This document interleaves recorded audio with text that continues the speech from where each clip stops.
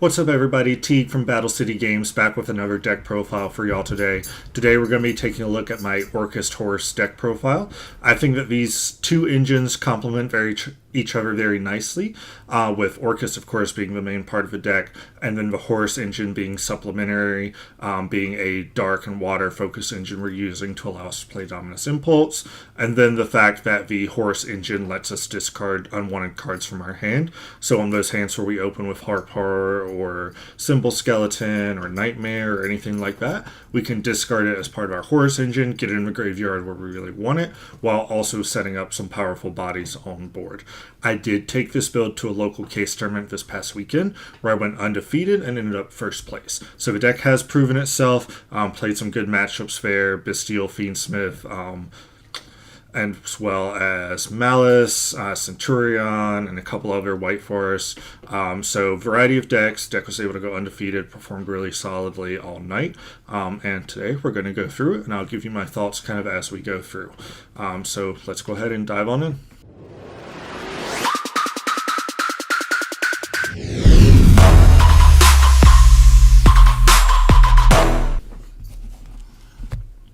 Starting off with the monsters, of course, if you watched my other Orcust profile, Triple Girsu, this is the best starter in the deck, being not only a body to go into the New Link 1, but also getting you another Orcust card into graveyard. Just makes it really hard for your opponent to disrupt you if he resolves. So a lot of times people will use an Ash or something on him, which depending on the rest of your hand is perfectly fine. But you always want 3 of this in any Orcust deck. Moving on from there, we are on Triple Harp Horror. Again, just the fact that we can now link this guy off directly into Galatea makes it so much easier to get him to the graveyard, and he is full combo by himself if you do get him to the graveyard. And then a little bit controversial, but we are on Triple Symbol Skeleton. He is not full combo by himself, but a Symbol Skeleton can get you to the linked 4 plus Babel setup, which is very powerful in of itself. So he does still do a good job of getting you into combo, which is why we want 3 of him. We want Orcust names to make sure we can get into Galatea I. So triple copies of Symbol Skeleton. And then for one-ofs, one Nightmare. She's always been one of the most bricky Orcust cards because she's a level 7, but she's crucial to your combos and your plays, so you're always going to have her in the deck. And it is nice being able to get her out of hand with the Horus cards. One Inti 8000 Sirius. This is a card that some people are on, some people aren't on. I really like it in the deck. Yes, it is kind of another brick, but playing this in your deck gives you 2 additional disruptions on your opponent's turn by being able to bring out Sirius on their turn, use its ability to destroy your own Lil Girsu, and then because Lil Girsu went from the EMZ to the graveyard, he will also have the ability to quick effect send one of your opponent's cards non-targeting as long as you have your Babel online. So a lot of times people don't calculate the number of disruptions you have accurately because they may not plan on you destroying your own Girsu like that. But he's come up quite often in a lot of my matches, very powerful, and provides, like I said, that additional disruption that your opponent isn't always expecting. And then as well, one World Wand. I wish this was an Orcust card or an Orcust name, but it is an honorary Orcust card. We're always going to include this in the deck to be able to get our banished stuff back to field, get your Nightmare back, link it off so that you then have it in graveyard to use on your opponent's turn. Very important. And then Menu Edition, one World Crown. Again, just an extender with Galatea I if you need to search it and summon it to link it off. Also not a bad inboard piece against my Malice matchup in that case tournament. Actually, in game 2, he went first, set up a Topologic Bomber Dragon. I just summoned a Crown. First action, summoned a Crown to a Bomber Dragon zone. I triggered a Bomber Dragon because that's a mandatory effect, and then just went Crown Tribute to negate and destroy the Bomber Dragon, and that pretty much wiped out his entire plan for disrupting my turn. So this card can be powerful for that negate and destroy effect as well. It is a card typically going to side it out going second though, but still very powerful, and glad that we have access to it. Moving into the small Horus engine, we are on triple M SETI. This is the part of the engine you want to open up, being able to discard himself, plus either an Orcust card or a dead hand trap that you don't need to get you into Sark in order to set up a powerful body on board before you even start your Orcust plays, or to help you get into your Orcust plays. And in a lot of cases, honestly, the Horus cards can also help you push for game, kind of demand an answer from your opponent because of what they represent. And then for the other Horus name, we're on one Dumateth. Dumateth's not quite as strong as Happy, but we are playing Dominus Impulse in this build, which you'll see in a little bit. And Impulse from hand will shut off your Happy effect. Yes, you can still summon it from graveyard because that's not an activated effect, but you won't ever be able to trigger the effect to add cards back, which can come up. So I elected to go with Dumateth, which will still get you draws if his effect triggers, and I did have that come up a couple times this past weekend, and those draws are very often useful. So that's why I decided to go with him over Happy or the Earth one, which nobody plays. That's it for the Horus engine. Like I said, very small on the monsters, just triple M SETI, one Dumateth. I decided not to go with another name because I did want to cut down on the bricks where possible. And moving into the hand traps, you've heard me say it a million times at this point, but Molcharmies are very important in this format, being able to discourage your opponent from going full combo or punish them if they choose to go full combo. I think Fua is the most diverse right now. It's going to hit the highest amount of decks game one, so that's why we're on 3 of it. And then because we have space, we are on double Meows and double Perulia. Now, these ratios can move around depending on your local meta or what you're expecting, how the format shifts. If you think Perulia is better where you're going to be playing, bump Perulia up to 3 copies. If you're like me and everybody at your locals is on Malice or Orcust, maybe bump Meows up to 3 copies. So you can fluctuate these ratios, but I do think you want to be on 6 to 7 Charmies if possible. And again, because we play the Horus engine, if we open them, we can get them to graveyard with our Horus cards, so they're not as useless as we would be going first. Then for the other hand traps, triple Droll and Lockbird. We want power hand traps. We want cards that are going to shut off our opponent's turns whenever possible. And Droll and Lockbird is one of those cards. Not as strong against Orcust and not the best against Malice, but against decks like Mitsurugi, Ryzeal, and a lot of rogue decks or lesser meta decks like White Forest. This is just a very powerful turn-ending card, which is why we want it in our main deck. And then you've heard me reference it. We are on triple Dominus Impulse. I think the fact that Orcust can play this card natively, being an all-dark archetype, and pairing it with something like Horus, which is also dark and water, just Impulse is such a powerful card. It's great against Mitsurugi with their ritual spells, or Habakiri. It's great against Malice with all of their effects, obviously. It's powerful against Orcust. It just hits so many different decks in the format that if you have the ability to play this card in your deck, I think you should be. So, triple Impulse. And then double Ash Blossom. This is a card I would like to fit 3 of, maybe. I know she's not as powerful as she has been, but there's so many times where she does still do enough, especially when you are able to pair her with another hand trap, which when you're playing a high count is not too hard to do. But we're on 2 for space reasons. You could definitely fit a 3rd if maybe you did want to cut your Charmies down to 6 instead of 7. And then a 1/0 hand trap, 1 Nibiru. This can get shut off by Impulse, but if you don't see Impulse and your opponent does choose to play into a Charmy, you can punish them with the Nib later on in their combo. A lot of people just don't see it coming, especially in games 2 or 3. If they've seen an Impulse but not the Nib, they may expect you to not be on the Nib. So I like the 1 copy, catches people off guard, and does give you access to a powerful blowout hand trap. And then for the last 2, 1 Bestial Magnuma, 1 Bestial Druid Swarm. Just powerful interactions, especially with Orcust in the format now.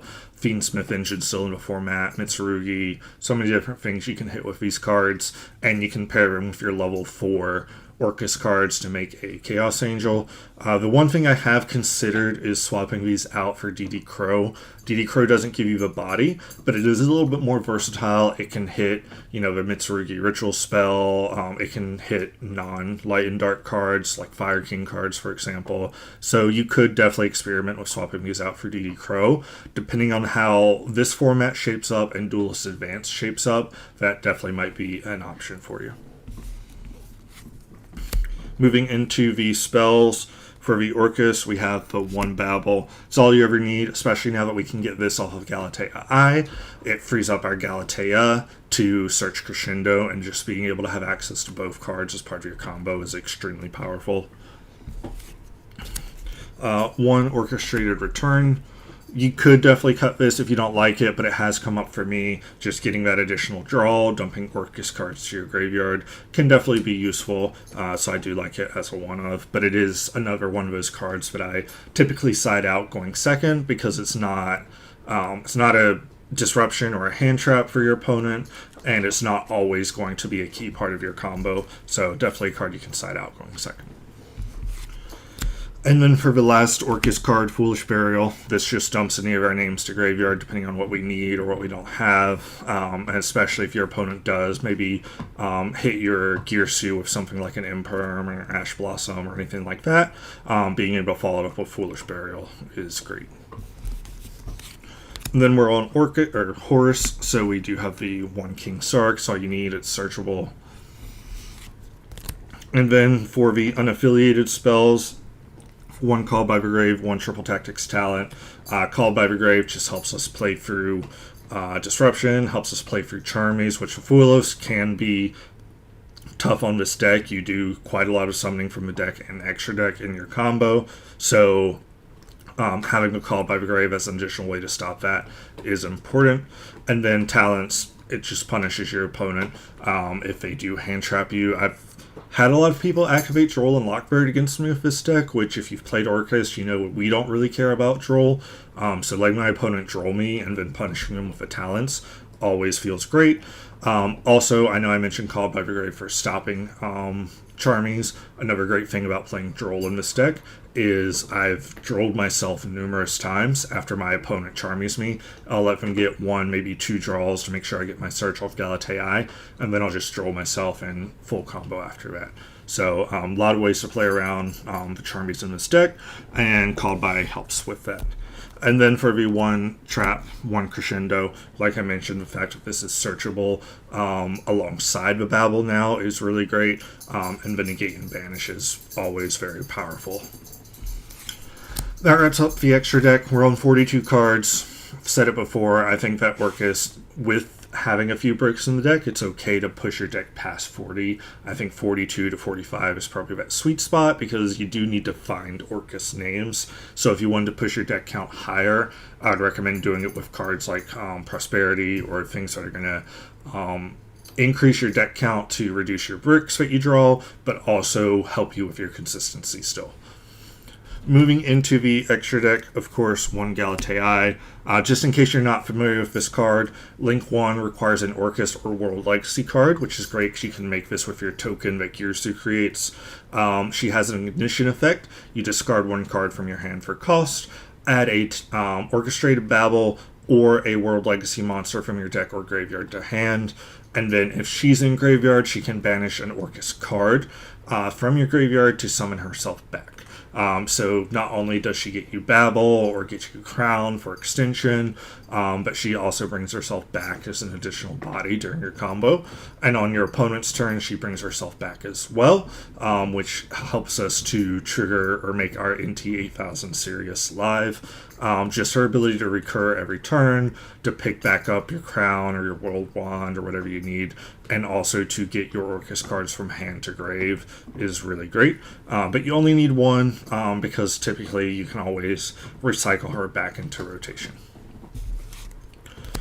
And then for the other Galatea, we are on double copies of her. You're always going to go through one in your mainline combo, but it is nice to have a second one in your extra deck for follow-up turns, just so you don't have to put her back to the extra deck specifically. There's, in a lot of cases, other cards you want to be recycling back a little more often, so having that second copy alleviates the need to recycle her back as much, and getting you any Orcust card, as well as being the ideal material for you to overlay Dingirsu on top of.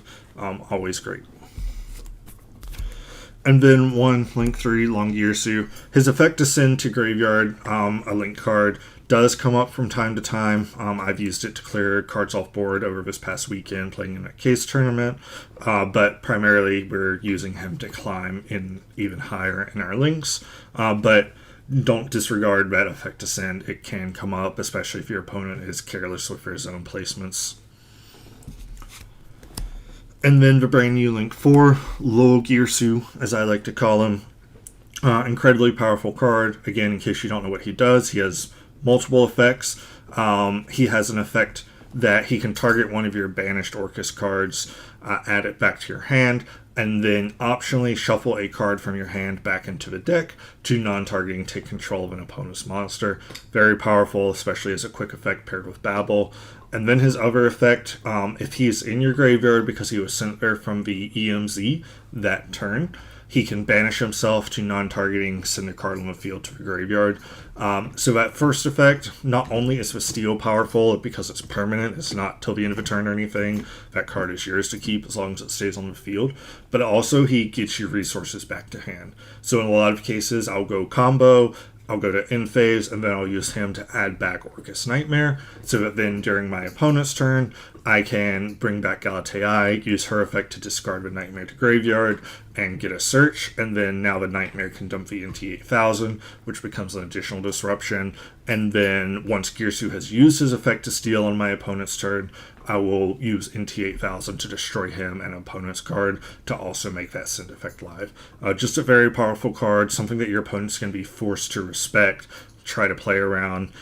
Really great. But again, you only need one. He's recyclable. You can summon him back from your grave infinitely with Skeleton, or from Banished with World 1. Extremely powerful card. Happy to see the deck have a true boss monster to end on. And then for the last Orcust card, double copies of Dingirsu.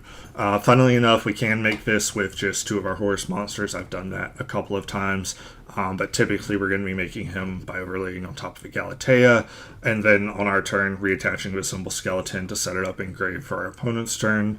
Very powerful, something your opponent has to respect. One of the things that I think makes this deck great is that all the removal is non-targeting, and it's sending, it's not destroying or anything, it's not banishing, which is what Malice would actually want. So it's just a very powerful form of interaction, and the fact that we have several more ways to use it with the new Orcust cards is great. And 2 copies, because you do want to make sure you always have him in a rotation. You'll always go through 1 on your first turn combo. You want a fallback copy in your extra deck for future turns. Then for the non-Orcust cards in the extra deck, we are on 1 IP, 1 SP. Your ideal combo is going to end on the Link 4 Longirsu with an IP Masquerena underneath it. Then on your opponent's turn, you can bring back the Galatea, and then you can link the IP and Galatea into SP at some point on your opponent's turn. It doesn't come up very often because usually your opponent will throw some form of disruption at you, which will keep you from at least getting to IP. But if you get there, you get there. It just makes it that much harder for your opponent to play through your board. And then for the rank 8s that we're using with the Horus engine, we have Galaxy Eyes Photon Lord. This can be shut off by Impulse if you're going second, but the ability, if you're going first, to use your Horus engine, bring both Horus cards out, and overlay into Photon Lord just insulates you from Nib or anything your opponent may have been trying to save monster-wise for your Orcust engine. I just like being able to put that up and know that I feel a little bit safer in my combos. Then for another rank 8, we have the Zombie Vampire. If we only open Horus engine, we can go into Zombie Vampire, detach, mill 4. I won't say you'll always hit an Orcust card, but more times than not, you will hit an Orcust card to summon out. and then be able to go Orcust combo from there. And getting a look at what your opponent's playing on turn 1 is great as well. Definitely helps you better use your interactions at the start of your opponent's turn if you know what they're on, if they activate something more generic like a Pot of Prosperity to start their turn off. So good option, utility, and I like that we can make him with a Horus engine. Then for the last rank 8, Coach King Giant Trainer. This is absolutely a flex spot. I like having him in there for that draw a card, burn your opponent for 800 effect. But there's other rank 8s you could play in his place. I've seen some people play the Buzz King card, which I don't think is a bad choice either. So make this slot whatever you will, but if you're concerned about needing that burn effect, Coach King is a good option for that. Then for the last 2 Exceeds, we have 1 Typhon and 1 Zeus.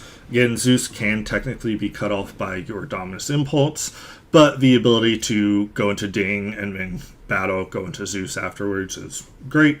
And Typhon, we are a little bit of a grindy deck. If we get into some simplified game states, Typhon can come up. It's a card that I always like to include in my extra deck if I have space. If you don't have space, fine, you don't need to play him. But when I do have space, I like to have him because there's enough situations where he's wins games that I like to have him as an option. And then for your last card, you heard me mention earlier with the Bestials, 1 Chaos Angel. You can make him. We have space to fit him. Again, just a nice fallback option for when you have that Bestial plus Orcust card set up. And that does it for the deck profile, everybody. Like I said, this deck performed great over the past weekend. I'm going to keep tweaking it, working with it as we move towards NAWCQ. This is a deck that I personally have on my radar, something I might want to play in that event. But let me know your thoughts on it. Do you think that Orcust will be able to compete at NAWCQ? Do you think it's going to take some of those top spots or maybe win it all? Let me know in the comments down below. Don't forget, we have multiple other Battles of Legends deck profiles coming up. You'll probably be seeing Punk as well as Dragon Maids coming up next. Keep an eye out for those on the channel, and to make sure you don't miss out, go ahead and subscribe, hit that notification bell, and if you enjoyed the deck profile, a little bit of a breakdown into the strategy and how I think about some of the cards in the deck, make sure to give the video a like as well. As always, thanks for tuning in. I'm T with Battle City Games, and I'll see y'all next time.